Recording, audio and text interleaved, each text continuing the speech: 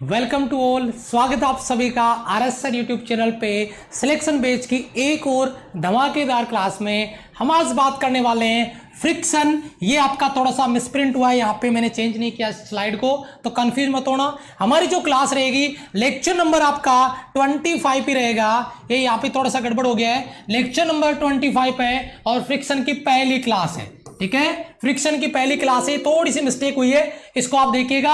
आज हमारी जो क्लास रहेगी वो बहुत ही इंटरेस्टिंग होगी, बहुत ही धमाकेदार होगी। ठीक है, तो फ्रिक्शन की पहली क्लास आज हम स्टार्ट करने जा रहे हैं। टॉप लेवल के कॉन्सेप्ट बताऊंगा, कॉन्सेप्ट को ढंग से पढ़ना, क्योंकि लास्ट में जो न्यूमेरिकल है उसको चैलेंज करता हूं मैं। 20 to 25% से ज्यादा बच्चे उन न्यूमेरिकल को सॉल्व नहीं कर पाएंगे।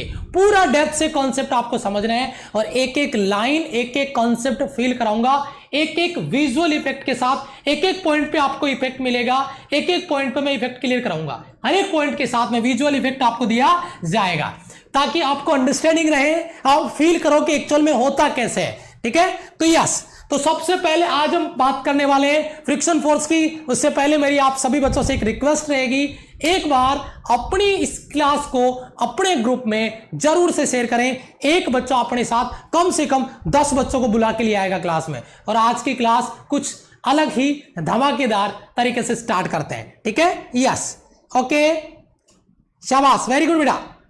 देखो, सबसे इंपॉर्टेंट चीज, सबसे पहले हम बात करने वाले हैं फ्रिक्शन और फ्रिक्शन फोर्स की, यानी घर्षण और घर्षण बल की। भाई एक चीज है, फ्रिक्शन नुकसानदायक भी है लेकिन इसका बेनिफिट भी है, फायदा भी है। बिना फ्रिक्शन के तो हम चल भी नहीं सकते। कई जगह नुकसान भी करता है तो कई जगह फायदा भी करता है। तो वो सारी चीजें अपन डेप्थ से स्टडी करेंगे, फील करेंगे, समझेंगे कि ये जैसे खुरदरी सतह है, इस पे ऊपर वाले ब्लॉक को आगे की तरफ लेके जा रहा है, एक बल पीछे की तरफ लग रहा है, फ्रिक्शन फोर्स है। एक्चुअल अप्लाइड फोर्स है वो आगे की तरफ लग रहा है, फ्रिक्शन फोर्स पीछे की तरफ लग रहा है। तो ये प्रोसेस हम आगे इसको फील करने वाले हैं, पढ़ने वाले हैं। ठीक है बेटा, जय हिंद। ठीक है, यस, चलो जी, यहां पे देखिए सबसे पहले जो आपका फ्रिक्शन फोर्स है उसकी और फ्रिक्शन और फ्रिक्शन फोर्स के जो कॉन्सेप्ट में सबसे पहला पॉइंट मेरा है जिसके रिगार्डिंग में बात करने वाला हूं। सबसे पहला पॉइंट जो आपकी स्क्रीन पर है, ये लॉजिक सबको पता है कि अगर कोई ऑब्जेक्ट, कोई सब्सटेंस, कोई पदार्थ किसी सरफेस पे रखा हुआ है और अगर उस ऑब्जेक्ट को सरफेस पे गति करवाई जाती है, उसको मोशन करवाया जाता है, तो उन दोनों की कॉन्टेक्ट सरफेस पे जो संपर्क सतह है वहां पे एक ऐसा फोर्स अप्लाइड होता है जो कि मोशन का अपोज करता है। अगर इस तरफ मोशन हो रहा है तो मोशन के अपोजिट डायरेक्शन में एक ऐसा फोर्स अप्लाई हो जाता है जो कि उस मोशन का अपोज करता है, और उसी लगने वाले फोर्स को हम फ्रिक्शन फोर्स कहते हैं, हम घर्षण बल कहते हैं। तो जरा इसको समझिए एक बार ध्यान से कि जब किसी वस्तु को किसी सतह पर खिसकाते हैं, मोशन करवाते हैं या खिसकाने का प्रयास करते हैं, तो सतह और उस वस्तु के मध्य एक बंधन गति का विरोध होता है, मोशन का अपोज वहां पे होता है। इस विरोध को, बल को, इस विरोधी बल को, इस फोर्स को बल के द्वारा प्रदर्शित किया जाता है, जिसे हम घर्षण बल कहते हैं या घर्षण कहते हैं, फ्रिक्शन कहते हैं। आप डायग्राम देख रहे होंगे, ये बंदा इस ब्लॉक को इधर खींच रहा है, रस्सी से बांध के इसको इधर खींच रहा है। आपने नोटिस किया इसका खुद का फ्रिक्शन भी लग रहा है। ठीक है, ये इस पे खुद में भी फ्रिक्शन लग रहा है और ये इस ब्लॉक पे फ्रिक्शन इस तरफ लग रहा है, पीछे की तरफ। ये फ्रिक्शन फोर्स है आपका, और ये आपका इसने एक्शन किया तो इसका रिएक्शन इसको इस तरफ देखने को मिल रहा है। तो जब इस ब्लॉक को इस सरफेस पे मोशन करवाने की कोशिश होगी तो यहां पे इस दोनों की सरफेस के बीच में एक अपोज करने वाला फोर्स अप्लाई हो जाएगा, जिसे हम फ्रिक्शन फोर्स कह सकते हैं। मेरे हिसाब से प्रत्येक बच्चे के दिमाग में एक जनरल इमेज फ्रिक्शन की आ चुकी होंगी। एक बार सभी बच्चों से कमेंट में जय हिंद चाहूंगा, क्योंकि जो बच्चे के पास अगर क्लास में आ रहा है तो एक पॉइंट मैंने कहा, एक स्लाइड आपको विजुअल इफेक्ट के साथ में फील कराऊंगा, उसकी जिम्मेदारी मेरी है। बस आपको क्लास पे फोकस करना है। ठीक है बेटा, यस, चलो जी आगे आते हैं।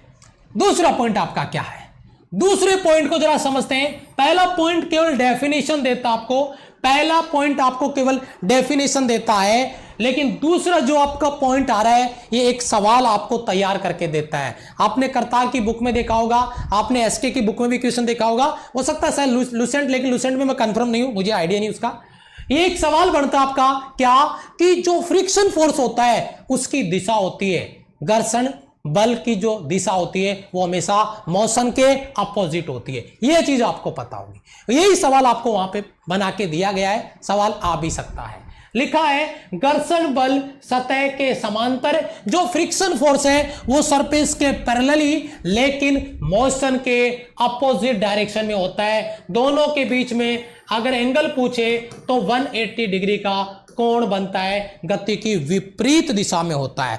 मोशन अपोजिट डायरेक्शन, जो आपका फ्रिक्शन है मोशन के अपोजिट डायरेक्शन में लगेगा, ये मोशन का अपोज करता है, गति का विरोध करता है। एक एक पॉइंट अपन क्लियर करेंगे। दूसरा पॉइंट से हमने एक सवाल भी तैयार कर लिया है, मोशन और फ्रिक्शन के बीच में एंगल आपका 180 डिग्री का बनता है। हां, फ्रिक्शन उस प्लेन के जिस सतह पे उस ऑब्जेक्ट को रखा हुआ है, जैसे ये सरफेस है, इस सरफेस के बिल्कुल पैरेलल होगा, उसके क्या होगा, समांतर होगा। ये चीज आपको पता होनी चाहिए। ठीक है बेटा? Yes sir. आई थिंक आज हम 400 बच्चे क्रॉस कर जाएंगे अभी तुरंत से। आपका प्यार और सपोर्ट यूं ही मिलता रहे और हम मेहनत करते रहिए, आप कॉन्सेप्ट को फील करते रहो, तैयारी करते रहो। चलिए तीसरा पॉइंट क्या आता है, एक एक पॉइंट क्लियर करेंगे। तीसरा पॉइंट जिसकी मैं बात करने जा रहा हूं बहुत ही अहम होने वाला है, जरा ध्यान दीजिए। क्या यहां पे है, जो फ्रिक्शन फोर्स है वो कभी कभी घर्षण बल स्पर्श तलों के पदार्थ, ये सब्सटेंस आपने लिया है वो कौन सा है, उस पे घर्षण बल डिपेंड कर रहा है। उसके खुरदरेपन पे, कितना वो रफ है, कितना वो रफ है, इस पे डिपेंड करता है। और उस पे कितनी चिकनाई है इस पर भी निर्भर करता है। क्योंकि अगर उस पे ऑयल आपने डाल दिया, एक सरफेस, एक ब्लॉक ये है, एक ब्लॉक ये है, इनके बीच में आपने यहां पे ऑयल लगा दिया है, तो फ्रिक्शन क्या हो जाएगा, कम हो जाएगा। आगे हम इस टॉपिक को डिटेल से पढ़ेंगे, जब फ्रिक्शन को कम करने के लिए कुछ मेथड, कुछ विधियां पढ़ेंगे तो उनमें एग्जांपल देखेंगे। यहां पर यह बात आपको बताई जा रही है। हां, ये चीजें ऑलवेज वैलिड नहीं है, हर जगह ये चीज वैलिड नहीं है कि आप हर जगह इसको वैलिड बोलो, नहीं। कभी कभी स्पर्श तलों का पदार्थ कौन सा लिया आपने, क्या किस पे आप किसको घिस रहे हो, है ना। सरफेस, एक सरफेस कौन सी है, दूसरी सरफेस कौन सी है, पत्थर पे पत्थर को घिस रहे हो, एक रबर है, दूसरा पत्थर है, उसको घिस रहे हो, फिसल रहे हो, गति करवा रहे हो, तो सरफेस कौन सी है उस पे, और उसके बाद में उसका खुरदरापन कितना है, रफ कितना है, और उस पे जो चिकनाई है, वो लुब्रिकेंट्स वहां पे लगाए गए हैं, वो क्या है। ठीक है बेटा, थैंक यू सो मच। चलो आगे आ जाओ। पॉइंट नंबर 4, ये बहुत इंटरेस्टिंग है, टॉप लेवल का क्वेश्चन है और बहुत बहुत बहुत इंपॉर्टेंट क्वेश्चन इस स्लाइड से हम तैयार करने वाले हैं। आई होप सारे बच्चे तैयार होंगे उस सवाल के लिए। जरा ध्यान दीजिए, पॉइंट नंबर 4, हर एक पॉइंट से एक एक सवाल तैयार करते जाएंगे। जो भी सवाल तैयार होगा वो सवाल क्लास में ही तैयार करेंगे। घर्षण एक असंरक्षित बल है। Friction force is a non conservative force. घर्षण बल एक असंरक्षित बल है। Friction force is a non conservative force. पूरा क्लियर कराऊंगा, तुम टेंशन नहीं लो। यहां से जो डाउट बन रहा है उस डाउट को मुझे अगली स्लाइड में क्लियर करना, मुझे पता है कहां पे आपको क्या बताना है, टेंशन नहीं लो आप बिल्कुल भी। ये सारा क्लियर करूंगा कि कौन कैसे क्या है, अभी बस इसको समझो पहले। घर्षण बल एक असंरक्षित बल है। Friction force is a non conservative force, मतलब ये घर्षण के विरुद्ध किया गया कार्य पथ पे डिपेंड करता है। वर्क्स डिपेंड्स ऑन पाथ, यानी work done by friction force always depends on path. घर्षण बल के द्वारा किया गया कार्य हमेशा पथ पे डिपेंड करता है। यह चीज मैं अभी आपको फील कराऊंगा, आप खुद जवाब दोगे कि सर बात तो सही है, ठीक है। लेकिन उससे पहले मैं आपको कुछ एग्जांपल दूंगा, इस पे मैं वापस आऊंगा, पहले मैं आगे लेके चलूंगा ताकि एक दिमाग में आपके इमेज आ जाए। इसको समझ लो, कंजर्वेटिव फोर्स और नॉन कंजर्वेटिव फोर्स, संरक्षी बल और असंरक्षी बल। शायद आपको स्क्रीन पे दिख रहा होगा, दिख रहा है बेटा, संरक्षी बल और असंरक्षी बल। यस, देखो बेटा, कंजर्वेटिव फोर्स और नॉन कंजर्वेटिव फोर्स है बेटा। ग्रेविटेशनल फोर्स कंजर्वेटिव फोर्स है, इलास्टिक फोर्स कंजर्वेटिव फोर्स है, इलेक्ट्रिक फोर्स कंजर्वेटिव फोर्स है। ये आपके तीनों के तीनों कंजर्वेटिव फोर्स है, संरक्षी बल है। लेकिन अगर मैं बात करता हूं फ्रिक्शन फोर्स की, जो हमारे लिए आज के लिए बहुत अहम होने वाला है, घर्षण बल, फ्रिक्शन फोर्स। और भी नीचे रीजन दे रखे हैं, लेकिन इनसे सवाल अपने को आता नहीं है। आपका एयर रेजिस्टेंस है, टेंशन इन ए क्रोड है, मोटर ऑफ रॉकेट अपन जो जिसको प्रोपोगेशन करते हैं, जिसको प्रक्षेपित करते हैं, उसके लिए है। पुश और पुल, और बाई एक पर्सन, एक व्यक्ति के द्वारा खींचना, उसको धक्का लगाना, वहां पे वो चीज इसमें आ जाएगी फ्रिक्शन में ही। लेकिन अहम मुद्दे वाली बात यह है कि नॉन कंजर्वेटिव आपका फ्रिक्शन है फ्रिक्शन फोर्स, यानी असंरक्षी बलों में आता आपका घर्षण। अब मैं इसको कैसे समझाऊं, इसको समझते हैं जरा ध्यान से, क्योंकि मैंने खुद कहा friction force is a non conservative force. घर्षण बल एक असंरक्षी बल है। Work done by friction force, work done by friction force depends on path, कि जो पाथ कौन सा है उस पाथ पे डिपेंड करता है, किए गए कार्य पे डिपेंड करता है। देखो भाई, यहां पे एक चीज अपने दिया है, एक एग्जांपल लिया है, ये ब्लॉक है बेटा, इसको समझना एक बार, प्रैक्टिकली इसको फील करते हैं। ये एक ब्लॉक आपको नजर आ रहा है, इस ब्लॉक को मैंने इधर से बल लगाया, ये ग्रीन वाला इधर बल लगाया, और ये ब्लॉक यहां तक आ गया, ठीक है बेटा। जब मैं उसको लेके जा रहा था तो मोशन का अपोज हो रहा था कि नहीं हो रहा था, यस और नो? जब मैं इसको इधर लेके जा रहा हूं तो इसका जो फ्रिक्शन फोर्स है इस तरफ लग रहा है, वो विरोध करेगा मोशन का, करेगा। क्या मेरे द्वारा उस कंडीशन में कार्य किया जाएगा? यस किया जाएगा। चलो मैं आगे लेके गया, यहां तक इसको लेके आया, फिर मैं इधर से वापस इधर आया, यहां पे ये ब्लॉक है, मैंने इसको फिर से बल लगाया, फोर्स लगाया, और ये रेड वाली लाइन आपको दिख रही है, इसी ब्लॉक को मैं फिर से वापस उसी पॉइंट पे ले जाता हूं जहां पे ये पहले था। इस बार जब मैं इसको मोशन करवा रहा हूं तो फ्रिक्शन फोर्स इस तरफ लग रहा है और वो मोशन का अपोज कर रहा है। क्या मेरे द्वारा किया गया कार्य होगा? यस।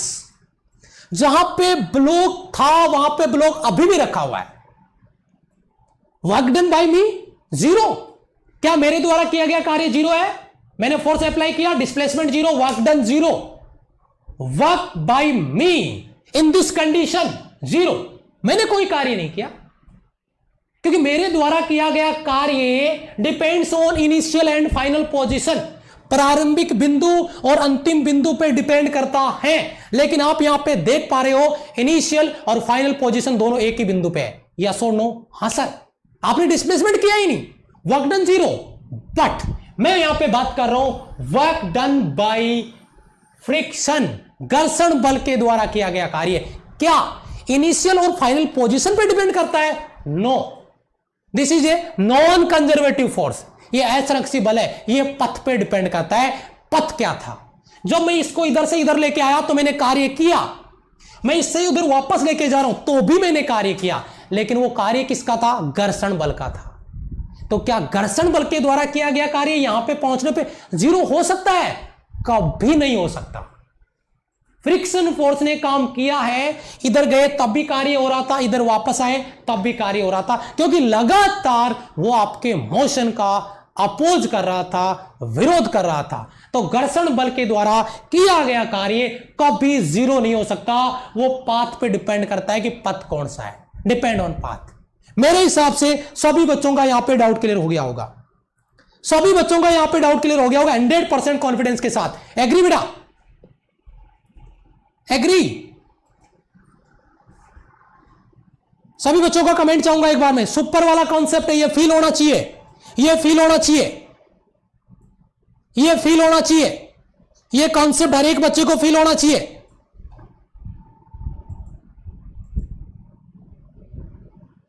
यस, ओके, चलो आगे चलते हैं। ये मैंने आपको पहले ही बता दिया कौन सा क्या है जिसके रिगार्डिंग हम बात यहां पे कर रहे हैं।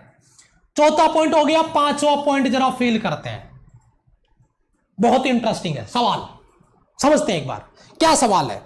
अगर फ्रिक्शन फोर्स हम अप्लाई कर रहे हैं, घर्षण बल लग रहा है, अच्छा जी, घर्षण बल की उपस्थिति में in presence of friction force mechanical energy, यांत्रिक ऊर्जा का संरक्षण नहीं होता। क्या बात कर रहे हो? यस, मैकेनिकल एनर्जी कंजर्व नहीं रहती in the presence of friction. क्यों? ध्यान दीजिए, घर्षण मशीन की क्षमता को कम कर देता है। फ्रिक्शन है उस ऑब्जेक्ट की, उस मशीन की जो भी सिस्टम है, उसकी क्षमता को कम कर देता है। क्यों कम कर देता है? क्योंकि यहां पे हीट के रूप में, हीट ड्यू टू फ्रिक्शन, शायद आपको नजर आ रहा होगा, हीट ड्यू टू फ्रिक्शन, घर्षण की वजह से ये सरफेस गर्म हो चुका है। आपको रेड कलर नजर आ रहा होगा, ये रेड कलर आपका हीट को रिप्रेजेंट करता है और ये हीट इन्वायरमेंट में चला जाता है। तो क्या एनर्जी कंजर्व्ड है? बिल्कुल नहीं सर, एनर्जी कंजर्व्ड नहीं है। यही चीज आपको यहां पे समझनी है जिसकी बात मैं कर रहा हूं। क्या कि भाई घर्षण बल की उपस्थिति में यह सवाल बनेगा टॉप लेवल, क्या मैकेनिकल एनर्जी कंजर्व्ड होगी? आप कहोगे नहीं। क्यों? क्योंकि आप कहोगे कि जब ऑब्जेक्ट को, जब पदार्थ को किसी सरफेस पे पुश किया जाएगा, धकेला जाएगा, खिसकाया जाएगा, गति करवाया जाएगा, तो फ्रिक्शन के द्वारा, घर्षण के द्वारा हीट के रूप में एनर्जी इन्वायरमेंट में चली जाएगी, हीट के रूप में ऊर्जा उत्सर्जित हो जाएगी और इसी कंडीशन में यहां पे मैकेनिकल एनर्जी जो है, यांत्रिक ऊर्जा जो है वो कंजर्व नहीं रहेगी, वो सुरक्षित नहीं रहेगी। बताइए क्या क्लियर है सभी बच्चों का? सभी बच्चों का क्लियर है यहां पे? ये बहुत इंपॉर्टेंट सवाल है। शाबाश। ओके ओके, बहुत ही बढ़िया बेटा।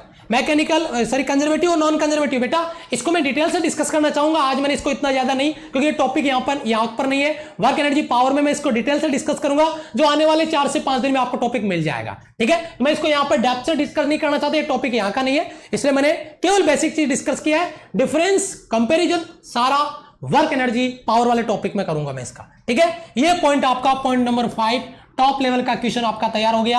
एनर्जी कंजर्व्ड नहीं रहती है, यह उसकी क्षमता को कम कर देता है। यहां पे एनर्जी लॉस होता है, एनर्जी लॉस होता है। शाबाश। पॉइंट नंबर 6, ये किस किस के साथ हुआ है देख लो इधर। ठीक है, ये यहां पे किस किस के साथ हुआ है देख पा रहे होंगे। इधर केले का छिलका है, क्या हाल हो रहा है इसका, देख पा रहे होंगे आप। ठीक है, तो फ्रिक्शन का इंपॉर्टेंस समझ में आ रहा होगा। देखिए क्या कॉन्सेप्ट है। पॉइंट नंबर 6, पॉइंट नंबर 6 यहां पे क्या कहता है? यह है गलत धारणा है। हमने ऐसे अजम्पशन ले रखा है, मान रखा है, परिकल्पना बढ़ा रखी है अपनी। यह गलत धारणा है कि घर्षण सदैव गति का विरोध करता है।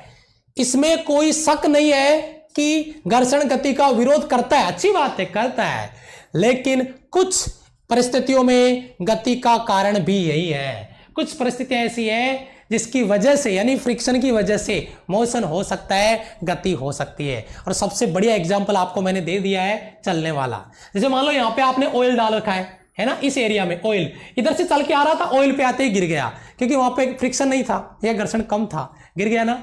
लॉजिक समझ में आ रहा है? यानी ये अजम्पशन हमने मान लिया यार हमेशा ही फ्रिक्शन है ना नुकसान करता है, लॉस करता है। बात आपकी सही है, लेकिन बेटा बहुत सी ऐसी स्थितियां हैं जहां पे ये बेनिफिशियल भी है, सपोर्ट भी करता है। यानी इसी फ्रिक्शन की वजह से ये जो इधर मोशन कर रहा है वो पॉसिबल है। यहां पे फ्रिक्शन नहीं था, ये गिर गया। ठीक है, लॉजिक समझ में आ रहा है बेटा? लॉजिक समझ में आ रहा है? लॉजिक समझ में आ रहा है बेटा? यस। इस क्लास को तैयार करने के लिए कम से कम 2.5 से 3 घंटे लगते हैं, ऐसा विजुअल इफेक्ट डालने के लिए, बनाने के लिए। और वहां पे क्लास में 457 बच्चे लाइव हैं, लेकिन प्रेजेंट कितने बच्चों की है? 339, 339। Thank you so much, love you all, बहुत ही बढ़िया। देखो तो ये लॉजिक आपको जो मैंने दिया है, उम्मीद करता हूं शायद आपको समझ में आ रहा होगा कि फ्रिक्शन जरूरी भी है, फायदा भी इसका मिलता है और नुकसानदायक भी है। नुकसान करता है कई जगह, मतलब जैसे एनर्जी के रूप में, हीट के रूप में एनर्जी इमिट कर रहा है, एनर्जी कंजर्व्ड नहीं है, एनर्जी का लॉस हो रहा है। लेकिन यहां पे फ्रिक्शन कितना जरूरी है, ये अजम्पशन आपको यहां पर गलत साबित करके दिया जा रहा है। सवाल कोई खास नहीं बढ़ेगा यहां से, लेकिन बेसिक कॉन्सेप्ट था जो मैंने आपको दिया है। यस, देखो अगला पॉइंट आता, और ये सवाल बहुत तगड़ा भाई, नेक्स्ट लेवल का कॉन्सेप्ट सीखने के लिए, समझने के लिए, फील करने के लिए तैयार हो जाएं।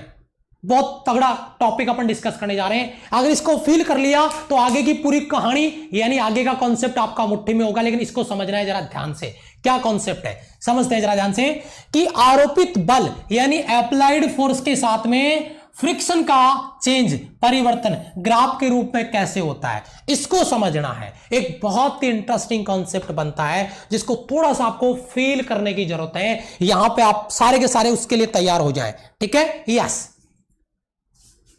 देखो बेटा, यहां पे आरोपित बल, अप्लाइड जो फोर्स है, उसको फ्रिक्शन के साथ कैसे उसका चेंज होता है उसको समझते हैं। बेटा एक बार मैं छोटी सी फील के लिए मैं आपको एग्जांपल देता हूं। आप मुझे बताइए, एक बड़ा सा एग्जांपल मैं आपको यहां पे देता हूं। ठीक है, जैसे इसी का एग्जांपल ले लेते हैं। बेटा ये एक ब्लॉक है जो यहां पे रखा हुआ है। ठीक है, ये ब्लॉक रखा हुआ है और मैं इस ब्लॉक को आगे की तरफ धक्का लगाना चाहता हूं, इसमें फ्रिक्शन फोर्स पीछे की तरफ आ रहा है, या इसका उल्टा कर लो, मैं इसको मेरी तरफ खींचना चाहता हूं, ये सरफेस पे रखा हुआ है, जब मैं इसको खींचता हूं तो मैंने इस पे मान लो 5 न्यूटन का बल लगाया, तो जब मैं इसको खींचना चाहता हूं तो पीछे की तरफ भी बल लगेगा, एग्री, पहला पॉइंट। मैंने फोर्स अप्लाई किया, पीछे की तरफ फोर्स लगेगा, यस और नो, लगेगा सर। चलो फिर इसको समझिए, ये ऑब्जेक्ट यहां पे रखा हुआ है, मेरा एक और सवाल आपसे, ये ऑब्जेक्ट यहां पे रखा हुआ है, क्या अभी इस पे कोई फ्रिक्शन फोर्स लग रहा है?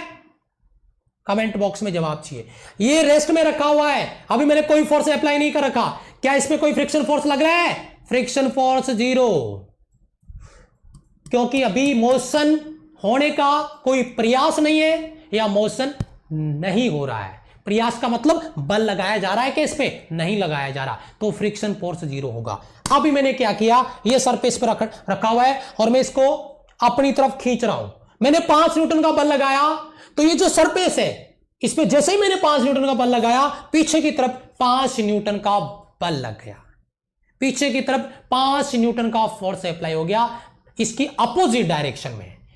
इसका एफ लिमिटिंग है बेटा 25 न्यूटन, यानी इसका जो घर्षण बल है ना, सीमांत घर्षण बल, अभी मैं बताऊंगा आगे, थोड़ा सा फील कर लो, वो 25 न्यूटन है। मैंने 5 न्यूटन लगाया, पीछे की तरफ 5 न्यूटन लग गया, फिर मैंने सोचा ये नहीं हिला, मैंने 10 न्यूटन लगाया, पीछे की तरफ 10 न्यूटन लग गया, मैंने 15 न्यूटन लगाया, पीछे की तरफ 15 न्यूटन लग गया, मैंने 20 न्यूटन लगाया, पीछे की तरफ 20 न्यूटन अपने आप लग गया, और ये ऑब्जेक्ट मोशन में नहीं आया। मैंने 25 न्यूटन लगाया, पीछे की तरफ 25 न्यूटन लग गया, लेकिन अभी मोशन में नहीं आया, लेकिन अब मोशन में आने वाला है, क्योंकि अब इसकी लिमिटिंग कंडीशन आ चुकी है, सीमांत स्थिति आ चुकी है। अगर मैं 26 न्यूटन बल लगाता हूं तो ये ब्लॉक तुरंत से मोशन में आ जाता है, गति करने लग जाता है, क्योंकि अब अपोज करने वाला फ्रिक्शन आपके एप्लाइड फोर्स से कम हो गया है, और अब ये ब्लॉक तुरंत से क्या कर जाएगा, मोशन कर जाएगा, गति कर जाएगा।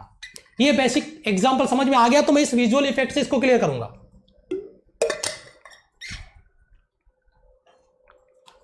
अगर ये बेसिक एग्जांपल क्लियर हो गया है तो मैं इसको विजुअल इफेक्ट से क्लियर करूंगा, ठीक है, जरा ध्यान दीजिए, यहां पे समझिए जरा, इसको बेसिक लेवल पे डायग्राम समझिए, ये डायग्राम समझिए बेटा, देखिए एक बार इसको, यहां पे मैंने इसको रोक दिया है, नहीं रुका क्या अभी?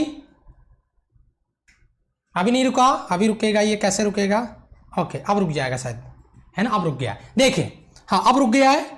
इसको समझते हैं थोड़ा सा, ये एक ब्लॉक रखा हुआ है और इस ब्लॉक पे फ्रिक्शन फोर्स लग रहा है मान लो 2.5 न्यूटन का, ठीक है, ये 2.5 न्यूटन का बल लग रहा है, देखिए इधर पहले 2 न्यूटन फिर 2.5 न्यूटन और फिर ये गति कर गया, यानी इसका एफ लिमिटिंग देखना एक बार फिर से गौर से, अभी 1 न्यूटन 2 न्यूटन 2.5 न्यूटन और 2.6 ऊपर लगाते ही 2.6 का बल, जब तक 2.5 इसका एफ लिमिटिंग है, ये देखो अब चला गया मोशन में। अब आपका ये 2.5 से ऊपर वाला बल आपने 2.6 न्यूटन, 1 न्यूटन 2.5 2.6 ये आ गया मोशन में, देखो, यानी सेल्फ एडजस्ट कर रहा है, 1 न्यूटन 2.5 2.6, अब अप्लाइड फोर्स उससे ज्यादा होते ही वो मोशन में आ गया, गति करने लग गया। सेम कॉन्सेप्ट यहां पे है, इस ग्राफ को मैं आपको समझा देता हूं, ये ग्राफ इसी तरीके से काम करता है। ये आपका फोर्स है, ये टाइम है, प्रारंभ में 1 न्यूटन,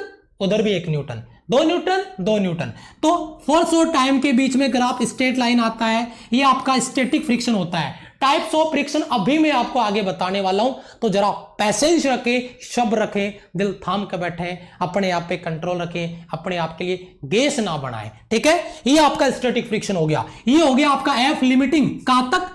2.5 2.6 आपका 2.6 इसका लिमिटिंग फ्रिक्शन हो गया, अधिकतम सीमा, उसके बाद में ये आगे की तरफ चला गया, यानी इधर 2.5 था, उसके बाद में 2.6 लगाते ही आगे की तरफ चला गया, और जब स्लाइड कर रहा है, घर्षण कर रहा होता है, मतलब गति कर रहा होता है, तो फिर इसका फ्रिक्शन फोर्स कम हो जाता है, क्योंकि मोशन के दौरान फ्रिक्शन घट जाता है, क्योंकि अधिकतम घर्षण बल आपका सीमांत घर्षण बल होता है, स्टैटिक फ्रिक्शन फोर्स होता है एफ लिमिटिंग में। तो उसके बाद में देखो ग्राफ नीचे आके आगे चला गया है। वैसे इस ग्राफ को मैं अभी जनरल आपको एक बात समझाने के लिए रखा हुआ है, इसकी कहानी, इसका यूज तो बहुत आगे भी होने वाला है, ठीक है बेटा, यस। चलो ये चीज मैंने आपको पीछे बता दी है, एक बार टाइप्स ऑफ स्टैटिक पूछेंगे, उसके बाद में इस ग्राफ की बात करेंगे। यानी ये ग्राफ तो मैंने एक प्रैक्टिकली आपको दिया है रिलेशन के लिए, बाकी ये ग्राफ जब अपन तीनों प्रकार के फ्रिक्शन पढ़ लेंगे उसके बाद में मैं आपको बताऊंगा। ठीक है, चलो जी यहां पे आ जाओ, ये देखो यहां पे आ जाओ, बड़ी इंटरेस्टिंग चीज है। और ये जो कॉन्सेप्ट आपको मैं अभी दे रहा हूं उनसे रिलेटेड लास्ट में एक न्यूमेरिकल कराऊंगा, और 20 से 25% से ज्यादा बच्चे उस न्यूमेरिकल को सही नहीं कर पाएंगे, ये मेरा दावा है। आप कहोगे सर आपको विश्वास नहीं है हमारे पे, वो सवाल ही कुछ ऐसा ही है, ध्यान दीजिएगा, जबरदस्त क्वेश्चन होंगे। घर्षण बलों के प्रकार और उनकी परिभाषाएं, types of friction force. Types of friction force में सबसे पहले आपका स्टैटिक फ्रिक्शन, उसके बाद में आपका काइनेटिक फ्रिक्शन, उसके बाद में आपका रोलिंग फ्रिक्शन, यानी 3 प्रकार के घर्षण हमने देख लिए हैं।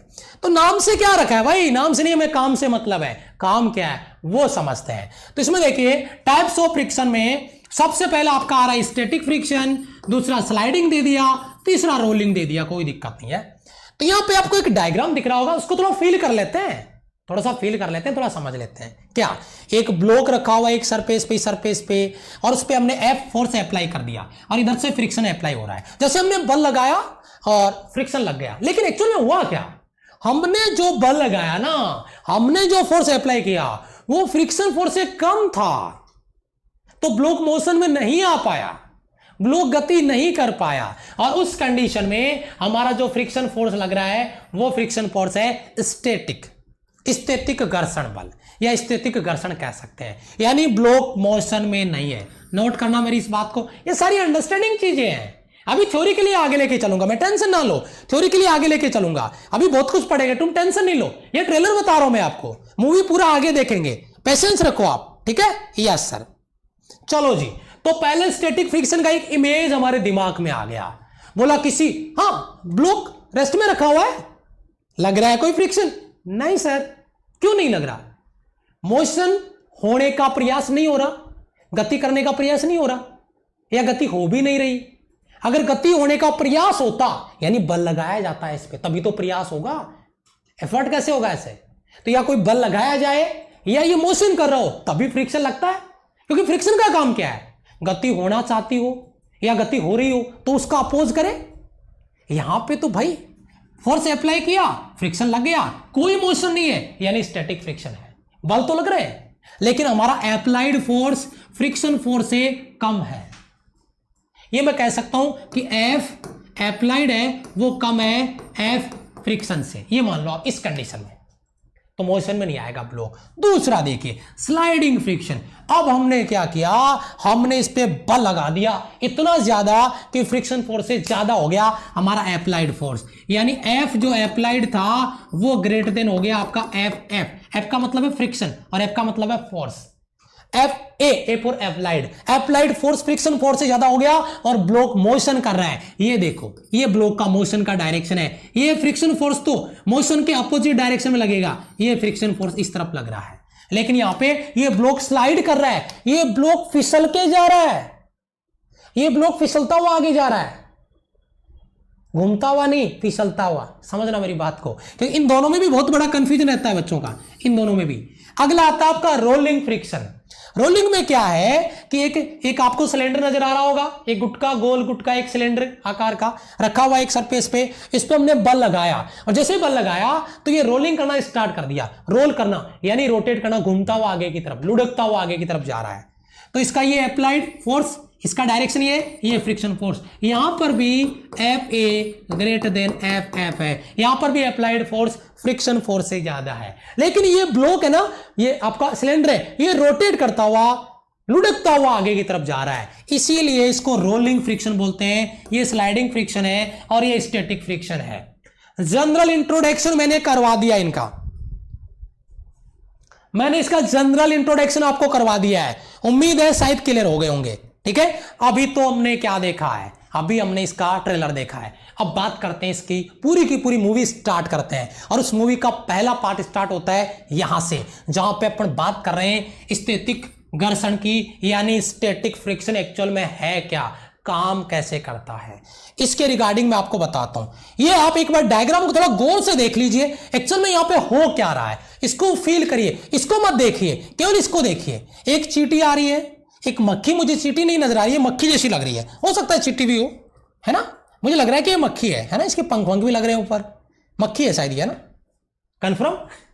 देखो ठीक है, ये मक्खी बेटा, ये एक माचिस का डिब्बी रखी है और उस माचिस की डिब्बी पे आके फोर्स अप्लाई कर रही है। तो देखना, गौर करना इस बात को, आ रही है, इसने बल लगाया, क्या ये मक्खी आने से पहले इस पे कोई फोर्स दिख रहा था आपको? मुझे बताइए, था? अभी कोई बल है नहीं। जैसे ही मक्खी ने बल लगाया तो यहां पे दो प्रकार के बल हैं, एक अप्लाइड और एक आपका फ्रिक्शन फोर्स। ये देखो, ये आपका फ्रिक्शन फोर्स है बैक और ये अप्लाइड फोर्स है। ये दोनों बढ़ेंगे, ध्यान देना, बराबर बराबर बढ़ रहे हैं, बराबर बढ़ रहे हैं। अब ये रुक गया है, ये बड़ा हो गया है, आगे की तरफ चल गया, क्योंकि अब ये लिमिटिंग तक इसका जो फ्रिक्शन फोर्स था यहां पे, वो एक सीमा तक मक्खी ने बल लगाया, नहीं हिला, फिर मक्खी ने बल लगाया तो फ्रिक्शन फोर्स बढ़ता गया, बढ़ता गया। उसके बाद में एक सीमा के बाद में फ्रिक्शन फोर्स फिक्स हो गया, लेकिन अप्लाइड फोर्स हमने मक्खी ने बढ़ा दिया और ये ब्लॉक देखो, अब देखो ये बढ़ रहा है, ये बड़ा हो गया, इससे ग्रीन वाला बड़ा हो गया, जो एरो है वो रेड वाले से, और ये ब्लॉक अपने आप देखो, ये मोशन स्टार्ट हो गया,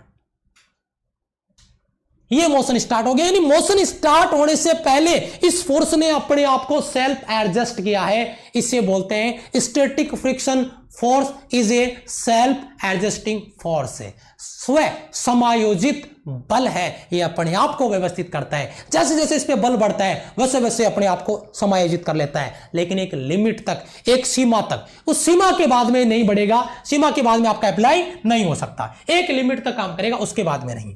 तो देखो ये जो डायग्राम है, इसको तो मैं अभी इस ग्राफ को नहीं समझाऊंगा, अभी ग्राफ की बात बाद में करेंगे। ये डायग्राम थोड़ा सा फील कर लिया आपने तो मैं आगे चलता हूं। अगर आपने डायग्राम फील कर लिया है, डायग्राम आपने समझ लिया है, तो मैं आगे चलो बेटा, यस आगे चले बेटा। ये लिमिटिंग फिक्स थोड़ी ना है, आपने 5 किलो का पत्थर उठाया तो उसकी लिमिटिंग अलग होगी, आपने 50 किलो का पत्थर उठाने की कोशिश कर रहे हो तो उसका एफ लिमिटिंग अलग है। अभी फॉर्मूले की बात करेंगे, अभी थोड़ा सा मैंने कहा गेस मत बढ़ाओ, वो अलग अलग के लिए अलग अलग होगा, बस थोड़ा सा इंतजार और है, फिर आपके लिए नाश्ता आपको मिलने वाला है ना, ब्रेकफास्ट करेंगे फिर बैठ के। चलो आगे आते हैं। स्टैटिक फ्रिक्शन, स्थितिक घर्षण, सबसे पहला पॉइंट आपका स्टैटिक फ्रिक्शन का, स्थितिक घर्षण का सबसे पहला पॉइंट आपका जो है वो क्या कहता है उसको समझिए। दो संपर्क सतहों में स्थित तलों के मध्य का वह घर्षण बल, वह फ्रिक्शन फोर्स जो कि गति का आरंभ होने से पहले, मोशन स्टार्ट होने से पहले, ठीक है, काम करता है, एक्ट करता है, अप्लाइड होता है, उसे स्टैटिक फ्रिक्शन कहते हैं, उसे ही स्थितिक घर्षण कहा जाता है या स्थितिक घर्षण कहते हैं। मेरे हिसाब से सभी का क्लियर हो गया यहां से कॉन्सेप्ट, ठीक है, यस ओके। यहां पे दो संपर्क सतहों में स्थित तलों के मध्य घर्षण बल जो कि गति आरंभ होने से, मोशन स्टार्ट होने से पहले अप्लाइड होता है, वही आपका स्टैटिक फ्रिक्शन कहलाता है, स्थितिक घर्षण कहलाता है। मोशन स्टार्ट हो गया तो फिर वो आपका मतलब मोशन के लिए आ जाएगा, जैसे मतलब मोशन की फॉर्म में आ जाएगा, गति की फॉर्म में आ जाएगा। ये आपका स्लाइडिंग में आ गया, फिर वो आपका रोलिंग में आ गया, ये आपका स्टैटिक में, रेस्ट में है, ठीक है, यस। दूसरा पॉइंट क्या कहता है, दूसरा पॉइंट बहुत इंटरेस्टिंग है, और यहां पे जिन बच्चों का गेस बन रहा था, अभी सवाल था, उनको जवाब यहां पे मिल जाएगा, ठीक है, इसको समझिए। दूसरा पॉइंट क्या है, यदि वस्तु विराम में है, ध्यान दीजिएगा, एक बहुत तगड़ा लॉजिक है, जरा ध्यान दीजिएगा। यदि कोई वस्तु रेस्ट में है, विराम में है, तो वस्तु में तथा इस पर खिंचाव बल कार्यरत नहीं है, यानी वस्तु रेस्ट में है और इस पर कोई ना कोई अप्लाइड फोर्स नहीं है, कोई भी फोर्स अप्लाई नहीं किया गया है, वस्तु आराम में मस्त होकर रखी हुई है रेस्ट में और कोई अप्लाइड फोर्स नहीं है, कोई भी खींचने वाला बल नहीं है, तो वस्तु पे घर्षण बल का मान, बहुत तगड़ा सवाल है, बहुत ही तगड़ा सवाल है। एक वस्तु विराम में रखी है, घर्षण गुणांक इतना है, इतना है, क्या घर्षण बल कितना होगा या घर्षण कितना होगा, तो हम कहेंगे 0। घर्षण फ्रिक्शन जब तक नहीं आ सकता जब तक उस पर कोई फोर्स अप्लाई नहीं किया जाए या जब तक ऑब्जेक्ट मोशन में नहीं आ जाए। कोई फोर्स अप्लाई नहीं था, यहां पे कार्यरत बल नहीं है, तो फ्रिक्शन 0 है। लेकिन क्या नॉर्मल रिएक्शन फोर्स 0 है? ये बहुत तगड़ा सवाल है, ये राइट और रॉन्ग स्टेटमेंट का एक टॉप लेवल का क्वेश्चन तैयार हो जाएगा। राइट और रॉन्ग स्टेटमेंट के लिए टॉप लेवल का क्वेश्चन तैयार हो जाएगा, बहुत ही जबरदस्त है, न कि म्यू आर 0 नहीं होगा, ये रिएक्शन फोर्स है, किसी ब्लॉक को ऐसे रखेंगे तो इसका भार mg की फॉर्म में आता है म्यू आर। तो म्यू आर 0 हो सकता है कि किसी वस्तु अगर रेस्ट में रखी हुई है? तो कभी नहीं हो सकता। रिएक्शन फोर्स तो हमेशा लगेगा हर एक वस्तु का, चाहे उसमें कोई फोर्स अप्लाई किया गया है या नहीं, वो कभी 0 नहीं हो सकता। हाँ, फ्रिक्शन फोर्स 0 हो जाएगा अगर उस पर कोई फोर्स अप्लाई नहीं किया गया है। बेटा ये जो लाइन मैंने पढ़ी है ना, सच्ची बता रहा हूं, राइट और रॉन्ग स्टेटमेंट आपका कभी गलत नहीं होगा। यहां से राइट और रॉन्ग स्टेटमेंट वाला क्वेश्चन बनेगा, ठीक है? यस। तीसरा सवाल, तीसरा पॉइंट आपका क्या है? तीसरा पॉइंट आपका क्या है, इसको जरा ध्यान से देखिएगा। तीसरा पॉइंट क्या है, जरा इंटरेस्टिंग है, समझिए। मैं ये चीज आपको बहुत पहले से बताता हूं, बहुत पहले से मैं बताता आ रहा हूं इसको, बहुत पहले से। ये डायग्राम में भी आपको मैंने इसको फिर से इसीलिए लगाया है, आप डायग्राम देख के फिर से फील कर सको इसको।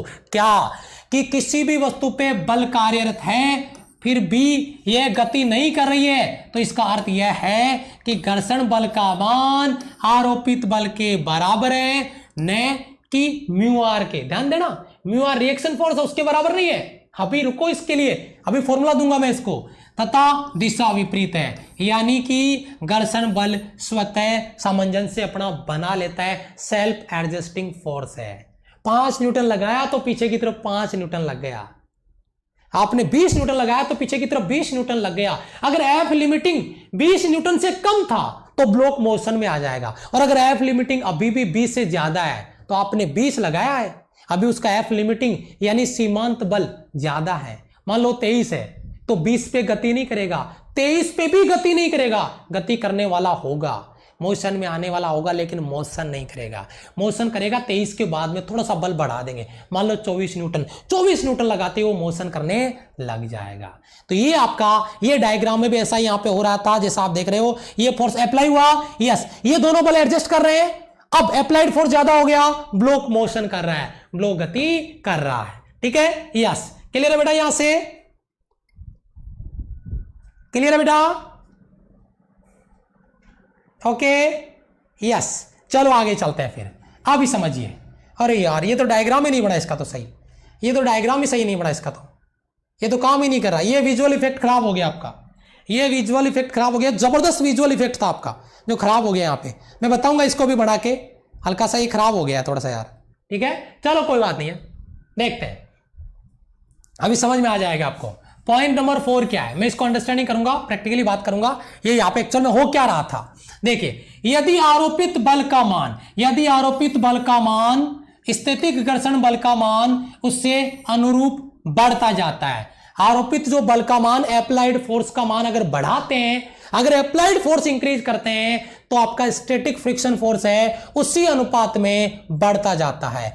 इधर एक ब्लॉक रखा गया था और उसको एक गाड़ी से बांध दिया गया था, गाड़ी ने बल लगाया, पीछे की तरफ ब्लॉक पे घर्षण बल लगा, फिर गाड़ी ने फिर बल लगाया, फिर पीछे की तरफ बल बढ़ गया, फिर गाड़ी ने एकदम से अपना बल बढ़ा दिया और गाड़ी वहां से क्या हो जाती है, भाग जाती है। गाड़ी है बेटा, ये देखना भी भागेगी, ये भागी इस ब्लॉक को लेके, ये कॉन्सेप्ट था इसका। यानी अपने आप से सेल्फ एडजस्ट कर लेता है, अपने आप को समायोजित कर लेता है जिस हिसाब से बल लगता है। ये बल बढ़ा रही है, अपना बल बढ़ा रही है, इतना बल बढ़ा दिया कि फ्रिक्शन फोर्स से ज्यादा बल हो गया और ये ब्लॉक को लेके भाग गई गाड़ी आगे की तरफ। ये कॉन्सेप्ट आपका पॉइंट नंबर 4 का। पॉइंट नंबर 5 क्या है, यदि आरोपित बल का मान एक निश्चित न्यूनतम मान से अधिक हो जाता है तो वस्तु गति करना प्रारंभ कर देती है। यह चीज मैं बहुत पहले से आपको समझाते आ रहा हूं, क्या कि अगर अप्लाइड फोर्स, एफ लिमिटिंग सीमांत घर्षण बल उसकी सीमा से ज्यादा लगा दिया तो आपका ब्लॉक मोशन में आ जाएगा। वो यहां पे हो रहा है, ये देखो अप्लाइड से ज्यादा होगा और वो ब्लॉक तुरंत से क्या कर जाएगा, मोशन कर जाएगा। ये देखिए ये मोशन कर गया। यही चीज मैंने वहां पे समझाने की कोशिश आपको की है। अब बारी आती है इसके फॉर्मूले की, उसके कॉन्सेप्ट की, जिसके बारे में अपन बार बार बात करते आ रहे थे, वो समझ लो। पॉइंट नंबर आपका 6 क्या कहता है, स्टैटिक फ्रिक्शन का। मैं हर एक लाइन को पॉइंट बना के डालता हूं, पता क्यों? क्योंकि यहां पे नोट्स बना रहे हैं, हम कोई खिचड़ी नहीं बना रहे हैं, क्योंकि हर एक पॉइंट को जब आप पढ़ोगे तो आपको एक अलग क्वेश्चन नजर आएगा और हमें वो क्वेश्चन ही तैयार करने हैं। और नोट से जो बच्चा क्वेश्चन तैयार करने लग गया ना, समझ लेना कि वो कॉन्सेप्ट समझ रहा है और टॉपिक समझ रहा है, क्वेश्चन बना पा रहा है खुद बच्चा, इसका मतलब टॉपिक क्लियर हो रहा है उस बच्चे का। इस बात को याद रखिएगा।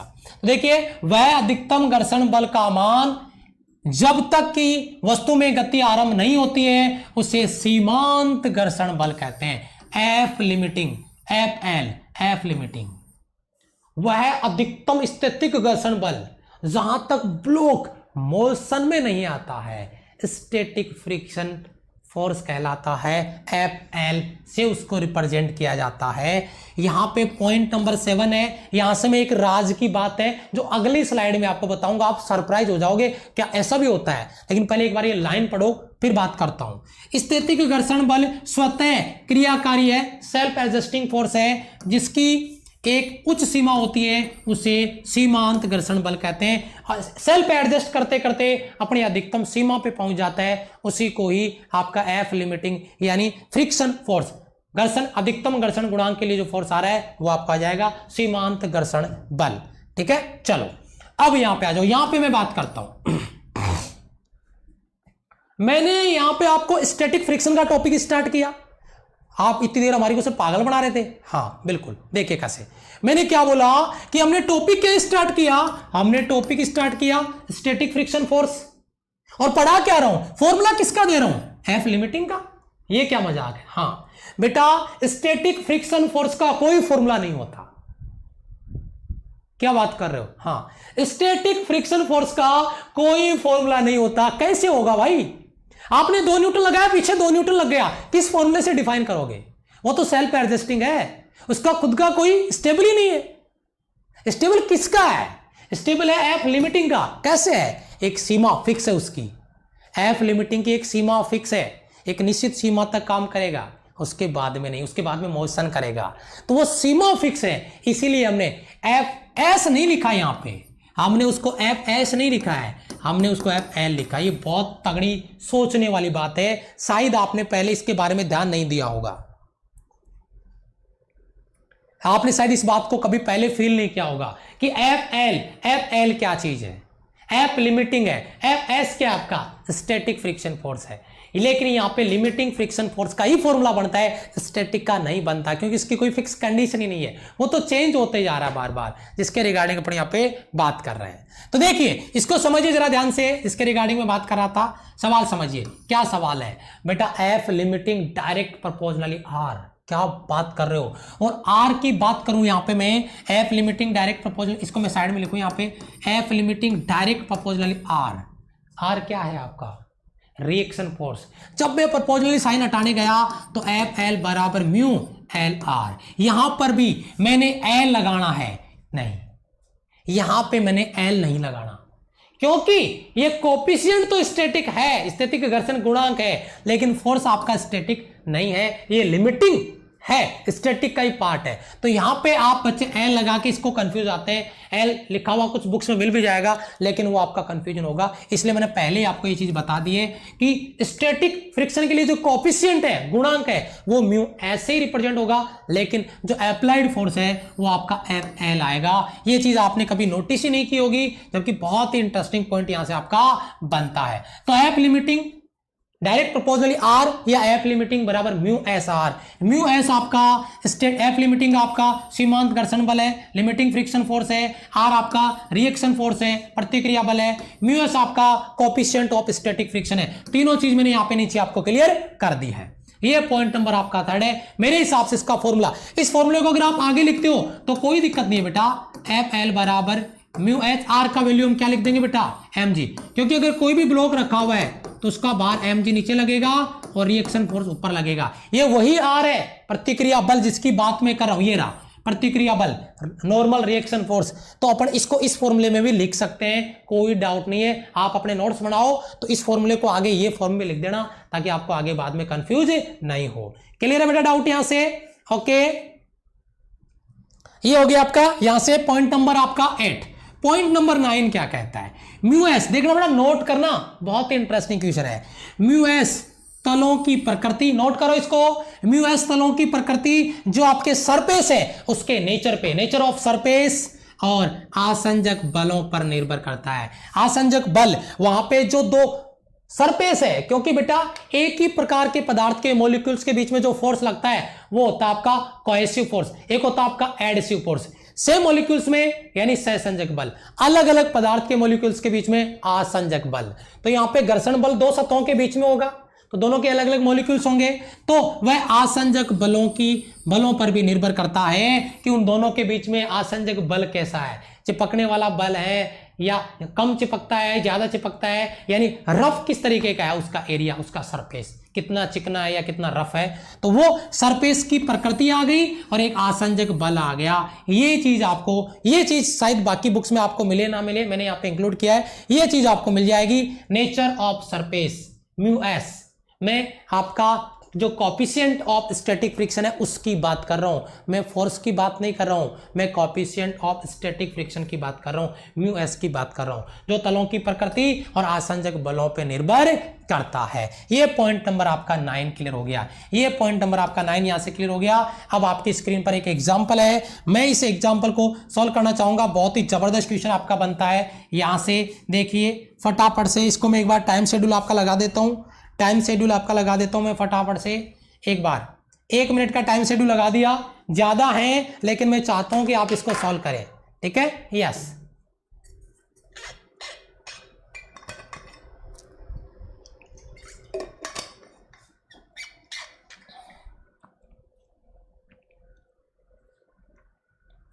यस,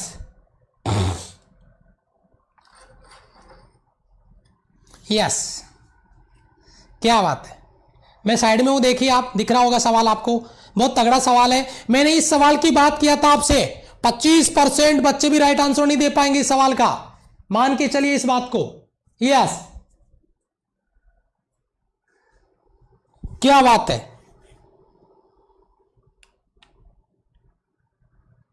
क्या बात है, क्या बात है, शाबाश, बहुत ही बढ़िया, बहुत ही बढ़िया, बहुत ही जबरदस्त क्वेश्चन है बेटा। सॉल्व करें इसको, 1 मिनट का टाइम दिया था, इससे ज्यादा सॉल्व करने में टाइम इसमें नहीं लगना चाहिए, इससे ज्यादा टाइम इस सवाल को सॉल्व करने में नहीं लगना चाहिए। यस, बहुत जबरदस्त क्वेश्चन है बेटा, हिला देगा आपका पूरा का पूरा दिमाग, गुर्दे फेफड़े सब कुछ स्कैन हो जाएंगे इधर। समझिए जरा इसको ध्यान से, एक 2 kg के ब्लॉक को जरा ध्यान दें, ये सवाल बहुत तगड़ा बेवकूफ बना रहा बच्चों को, बहुत तगड़े लेवल पे। देखिए तुरंत 5 सेकंड में आंसर आ जाएगा इसका, पहले समझो पूरा। एक 2 kg के ब्लॉक को फर्श पे रखा है, एक 2 kg का ब्लॉक है उसको फर्श पे रखा है, ब्लॉक के स्थितिक घर्षण गुणांक यानी म्यू एस का वैल्यू आपको यहां पे दिया गया है 0.4 है ना, और अप्लाइड फोर्स कितना है, जो आपने फोर्स अप्लाइड किया, एफ ए लिख रहा हूं मैं अप्लाइड को, कितना न्यूटन है, 2.5 न्यूटन है, ठीक है। ब्लॉक पर आरोपित किया गया है, तो घर्षण बल का मान ब्लॉक व फर्श के बीच में जो कार्य करता है वो कितना होगा, यानी ब्लॉक और जो सरफेस है उसके बीच में कितना घर्षण बल लगेगा। तो भाई देख लेते हैं, सबसे पहले अपनी एक चेक करते हैं, इसकी कंडीशन है चेक करने की कि सबसे पहले आप एफ एस निकालो। अब एफ एस तो होता ही नहीं है, अब एफ एस को किसकी फॉर्म में निकालें, सर एल की फॉर्म में निकालो। चलो भाई एस को, एस तो होगा नहीं तो एल की फॉर्म में निकालेंगे।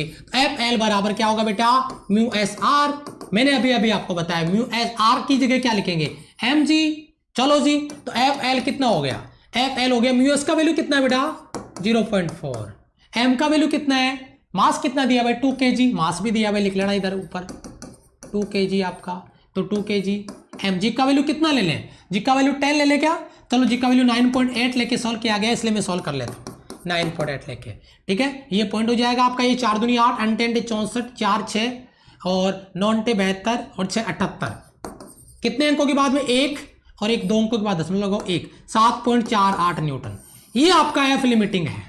क्या ये बल लगेगा, ऑप्शन सी राइट ऑप्शन लगा दे बेटा, ऑप्शन सी राइट ऑप्शन लगा दे, ऑप्शन सी राइट ऑप्शन लगा दे, सही है सर, शाबाश, वेरी गुड। यही तो इतनी देर से मैं समझा रहा था, इसीलिए तो ये सवाल गलत हो रहा था।